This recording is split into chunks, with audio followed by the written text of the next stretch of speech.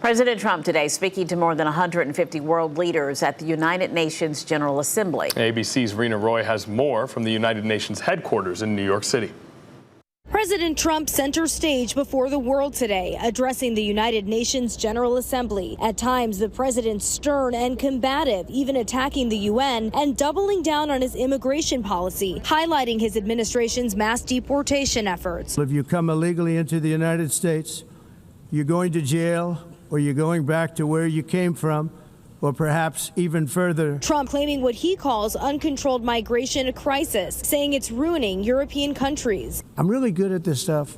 Your countries are going to hell. He also took jabs at the very body he was speaking to, accusing the UN of not living up to its promise. All they seem to do is write a really strongly worded letter and then never follow that letter up.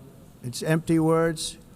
And empty words don't solve war. But later telling the UN Secretary General that the U.S. stands behind the organization. I may disagree with it sometimes, but I am so behind it because I think the potential for peace with this institution is so great. Trump painting himself as the peacemaker, calling to end the wars in Gaza and Ukraine, also calling for hostages to be released in Gaza, but saying he opposes recognizing a Palestinian state. The rewards would be too great for Hamas terrorists for their atrocities. Between Russia and Ukraine, Trump again threatening additional sanctions to pressure Putin to end the war and urged European leaders to do the same. The president meeting in person today with Ukrainian President Zelensky, who agreed more pressure and sanctions against Russia are needed. Your idea, and I want to discuss it, how to stop some countries from Europe, how to stop the possibility to buy Russian oil and gas.